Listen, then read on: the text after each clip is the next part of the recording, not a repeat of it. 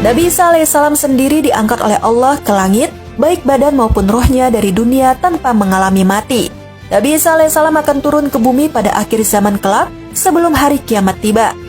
Beliau alaihissalam akan turun dan membunuh babi, mematahkan salib, memberlakukan jizyah, dan tidak menerima kecuali Islam, serta membunuh Dajjal. Sementara itu, dalam sebuah hadis yang diriwayatkan oleh Muslim, disebutkan bahwa Nabi Isa alaihissalam akan tinggal selama 7 tahun setelah turun ke bumi.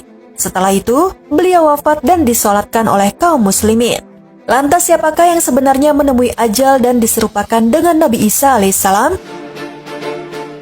Yang sebenarnya diserupakan dengan Nabi Isa alaihissalam adalah murid beliau yang masih berusia muda dan setia padanya.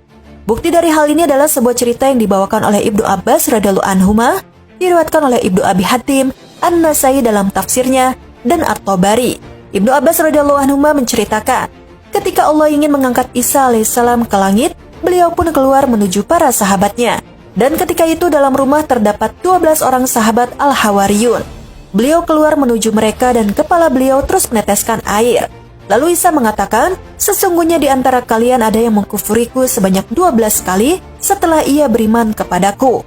Kemudian Isa berkata lagi, ada di antara kalian yang akan diserupakan denganku. Ia akan dibunuh karena kedudukanku. Dia pun akan menjadi teman dekatku. Kemudian di antara para sahabat beliau tadi yang masih muda berdiri, lantas Isa mengatakan, duduklah engkau. Kemudian Isa kembali lagi pada mereka. Pemuda tadi pun berdiri kembali. Isa pun mengatakan, duduklah engkau. Kemudian Isa datang lagi ketiga kalinya. Dan pemuda tadi masih tetap berdiri dan ia mengatakan, aku wahai Isa. Betulkah engkau yang ingin diserupakan denganku? Ujar Nabi Isa alaihissalam. Kemudian pemuda tadi diserupakan dengan Nabi Isa alaihissalam. Isa pun diangkat melalui lubang tembok di rumah tersebut menuju langit. Kemudian datanglah rombongan orang Yahudi. Kemudian mereka membawa pemuda yang diserupakan dengan Nabi Isa alaihissalam tadi.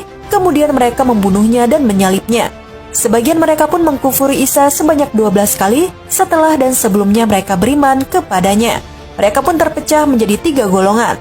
Kelompok pertama mengatakan, Allah berada di tengah-tengah kita sesuai kehendaknya. Kemudian dia naik ke langit. Mereka inilah Yakubiyah.